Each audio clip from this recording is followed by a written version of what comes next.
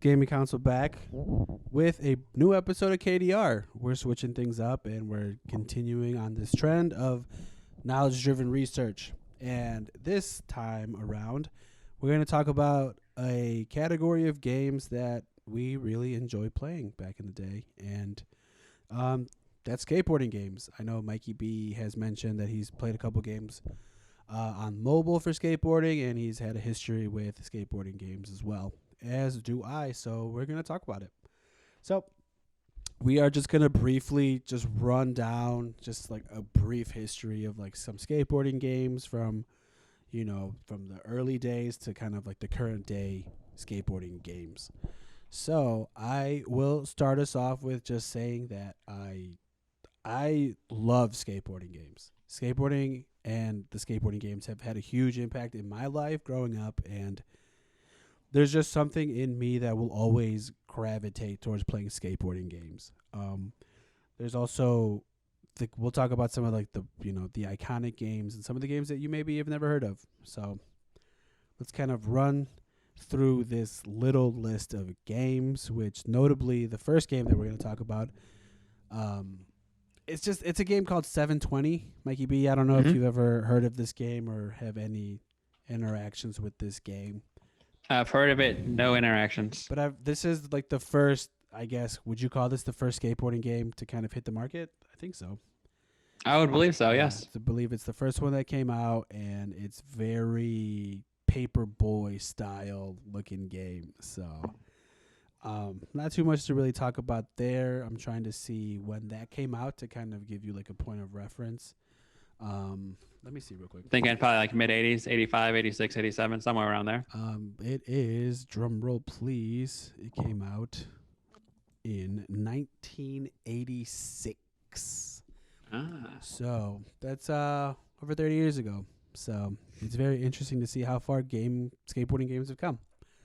So yeah, 720 was an Atari game. Nothing too cool about that, but we're gonna keep it moving forward. Where you have more games come out, like California games by. See, that's a game I've actually might have played. Yeah, you got some. I think I might have played California games. I'm looking at some stacks of California games, or possibly I might have even played California games too. But this is something I think I might have ventured on. I'm looking at it now. It looks like a Nintendo game, and you are kind of cruising back and forth in a half pipe. So to me, this could be like my first game I might have played. My first skateboarding game. But that's not like dedicated to. It's not like the first game dedicated to skateboarding, but it's like skateboarding, like windsurfing and rollerblading. Yeah, it's like. But it was like the first game I remember having like a skateboarding element. It's like the Wii Sports of the back in the day. It's like the X Games. Very much so. X Games very relatable to this as well, which X Games didn't come out until like a little later, but this was like their first, multi-extreme sport game. True. I'm trying to see when I jumped into skateboarding games, so I'm going to keep running through this list a little bit just because, but the skateboarding games back in the day weren't complicated. You know what I mean? Like no, very basic. Super basic, going back and forth, nothing pretty crazy until we get into around like 1988 is when Skate or Die comes out.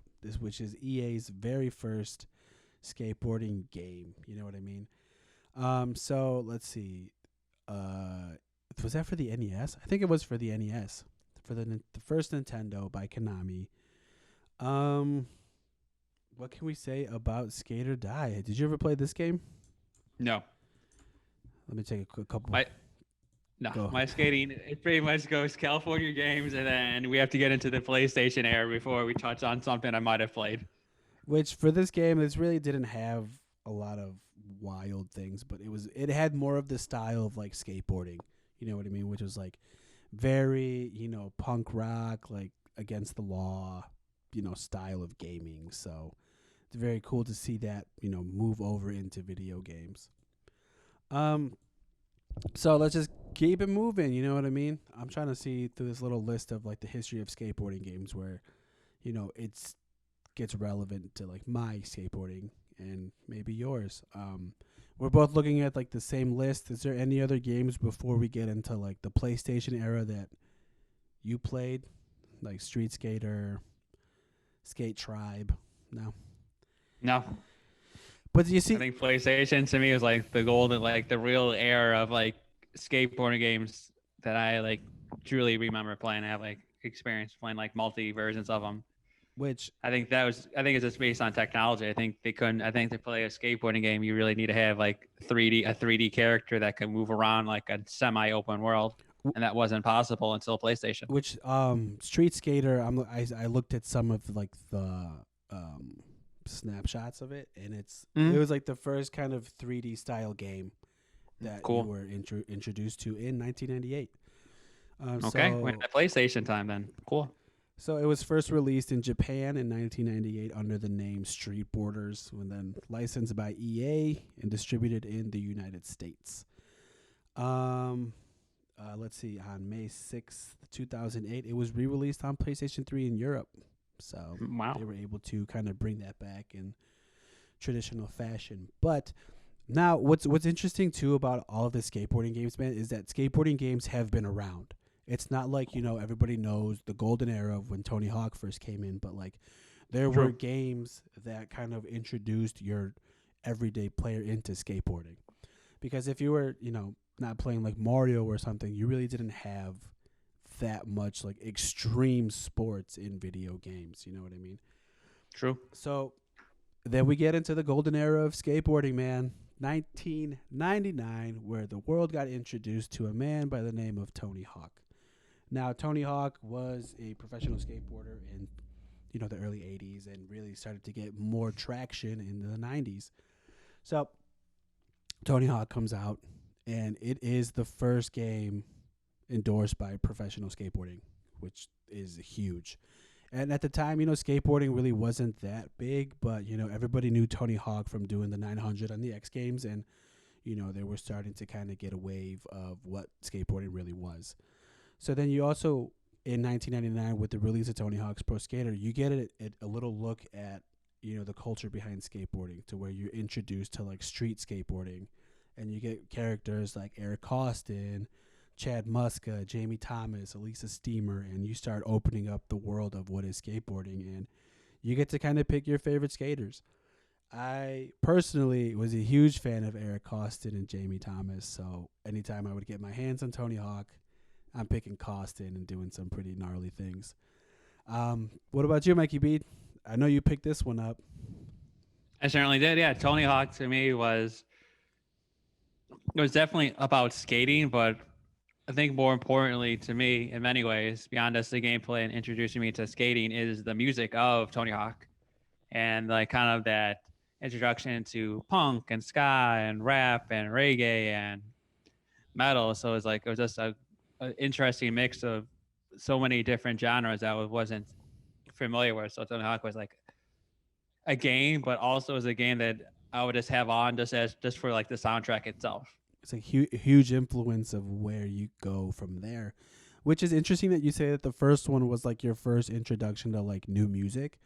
Mm-hmm. But for me, that was Tony Hawk's Pro Skater 2, which a lot of people can relate to it being the soundtrack of their youth. Like you have Rage Against the Machine, you have Public Enemy, you have Chad Muska beats. You know what I mean? Chad Muska was making music then too, so it just opens up to the the pop. Not the pop, but like you're introduced to like punk, rap, and some sort of music that you might have never heard of. Which I was introduced to Rage Against the Machine then, and it went from there. So now that we have Tony Hawk introduced in 1999, Tony Hawk reigned supreme as far as video games and skateboarding goes. But there are a couple games that also did come out that other people will remember too. Thrasher, Skate and Destroy, which is Rockstar's attempt at a skateboarding game. Yes. Me personally, I think I played a demo of this, and I never really picked it up. But Thrasher is a famous skateboarding magazine that Rockstar decided to kind of take a different approach to their skateboarding game. Mikey B, you said you played this one, right? Yes, I do. I remember this game fondly. But I also didn't remember the same because it was on a demo disc, and I played the same demo disc over and over again for hours upon hours. Yeah. So I'm not sure if I actually played beyond maybe the demo disc, but I definitely remember the game and the vibe. So that was like prime. Tony Hawk becomes successful. So now here's a whole bunch of games kind of capping on that success. And Thrasher was definitely one of those games I remember saying, like, cool, another skateboarding game, which I definitely enjoyed that one. And there was another one that I remember called Grind Session, which is I had that one. I remember that game too. That game was another game that I remember saying, like, cool, skateboarding. At this point, I couldn't get enough skateboarding games. Once like Tony Hawk opened up the world to video game skateboarding, any skateboarding game that remotely came out, I would give a whirl just because at worst case, there was always some interesting music that I was discovering. If like the game was janky and didn't play well, at least I could hear some new music. So Yeah. it was like skateboarding games is like kind of introduced that mix of to me to like music, how important music is to video games in a way beyond just like orchestral and like chip tunes. It's like having a good song while you skate really helps you skate better in a way, even though like it's like a video game, but like a bumping song helps you Yeah. really get you those high scores. Yeah, it really helps you try to, collect the skate letters, you know what I mean? Mm-hmm. So kind of jumping back into Grind Session and I believe Thrasher didn't have professional skateboarders in it. I could be wrong. But I'm almost positive because I know Grind Session. Who was on the cover? It was Daewon Song, who was on the cover of that. But I'm trying to think of the characters. Yeah, I don't really know, but we're not gonna let that hold us up because we're gonna keep it moving. Mm-hmm. So Grind Session, Thrasher come out, but they never really gained the traction like Tony Hawk did. Tony Hawk had its like a specific game that everybody tried to copy and it just wasn't working out because MTV had a sports game too. True. It never really popped off, and then Konami jumped into skateboarding too with Evolution Skateboarding, which didn't really work to their favor because you could play as like Solid Snake, and then you had like other professional skateboarders, but they weren't as popular as like the ones on Tony Hawk. And then, Tony Hawk comes back with a vengeance, with Pro Skater 2, 3, and it makes its way into like 4 and Underground, which really kind of, once you got, I believe in the Tony Hawk's Pro Skater 3, you were able to actually get off the skateboard and do other activities. I think you have to like tag things up and, be a menace to society. But I also remember the Tony Hawk Underground games were pretty cool too. Like it was a nice little like separate branch of Tony Hawk. But the problem with that is you can only do so much of the same thing in the same game, which is where we started seeing the downfall of Tony Hawk around Underground 2, American Wasteland, and then it wasn't looking so hot for Tony Hawk then. And that's when we had a new game introduced into the world of skateboarding that I personally think really changed the way skateboarding games are handled now. And that is EA Skate. EA Skate is that whole franchise of games is by far the best skateboarding experience you could ever get. For those who, never really got into skateboarding, this is your thing. Mikey B, did you ever play skate? Yes, I have. Big fan. It's different, completely different. Where Tony Hawk, it's like you press the square button to do like flip tricks, and then you press the O button to do grabs, and like triangle to do grinds, and you press X to jump. Skate was like one of the first ones where you have to use the two sticks to do tricks and stuff.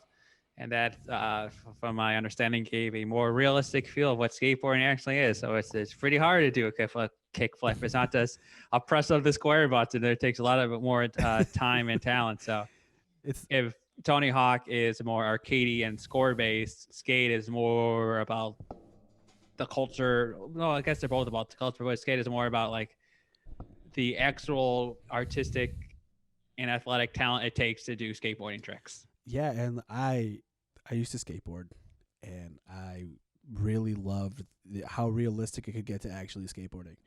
So, you have to time it out. You have to, like, put your foot placement for tricks and go about it. And it really, it, I hate to say it, man, but it really made you forget about Tony Hawk.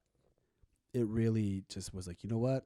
This is the game that's gonna be what Tony Hawk could have been, but not really. You know what I mean? Like in skate, you don't have to do like get 500,000 points and do all that stuff. It's more of like if you can get like a couple thousand and really get these tricks going, good luck.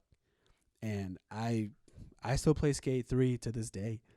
I've got it downloaded on the Xbox, and kind of to bring it back to Skate also allowed you to put your own music in there too.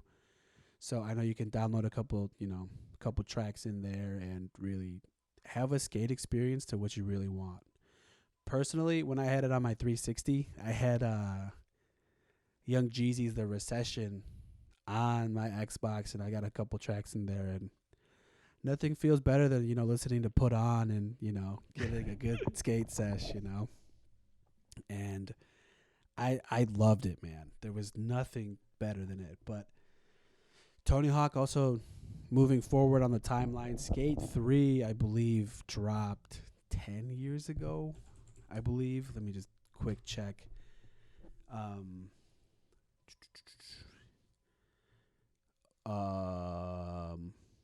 2010 is when we last saw. Yeah, 10 years ago. 2010 is when we last saw Skate. And the skate community wants Skate 4, but EA kind of just gave up.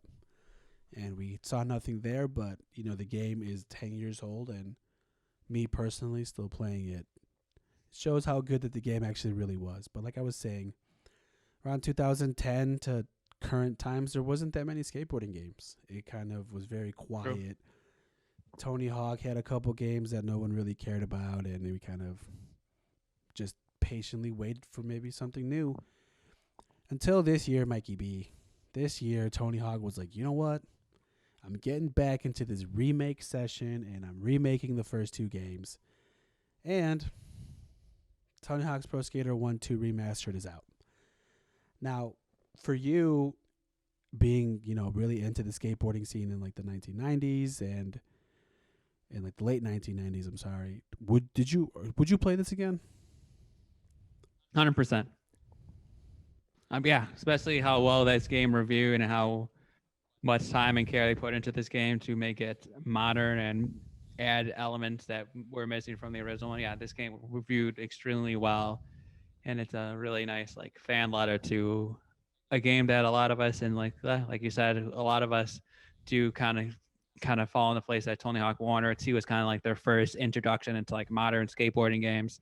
So they'll be able to grab onto that one more time with some modern graphics and smooth gameplay. It was a winning combination. Plus, it's only $40, so just from a price standpoint, they were smart enough to pitch it at like, hey, this is a game that's probably over 20 years old, so there's no need to cost $60. I think that also helped a lot too. Yeah, and the fact that you get two games into it, and it's like probably the two most popular Tony Hawk games, and you get it for $40 is it's very reasonable. So, me personally, I think I'm all for the nostalgic feature to it because I love all the nostalgia to it, but I don't think I would pull the trigger on it, man. Like, it's just I have, I guess, such a high standard with Skate, and Skate really consumed me in the way I approach skateboarding games, and that Tony Hawk style. Like, I'd probably just get it to have it, but I don't know if I would actually get to play it as much as you did back in the day. So I don't know, man. But maybe if they've got demos of it, you know what I mean, get a quick demo in. And also there was word around the street that EA's working on a Skate 4, That's true. So hopefully if that's true, I'm here for it. There's also been a couple of new skateboarding games that came out this year, but they didn't really get the traction they deserved because I think these two games are like the juggernauts of skateboarding games, and it's hard to compare or even get something close to it. I know one released for the Switch, like Skater XL or something like that. Mm-hmm. That's for the Switch, Xbox, and so that's trying to be a more realistic skateboarding game in the skate vein. And then next year, there's that kind of, we'll see how realistic the skateboarding is, but there's Skatebird, Oh, true. That's like the one that everybody needs So to we'll be see what type of path or what type of game that game will actually be once we get our hands on it. Yeah, so hopefully, it's the new Tony Hawk's Pro Skater for our generation. Bird Skater Could be. Volume 1 and 2 are going to be like the greatest games of all time.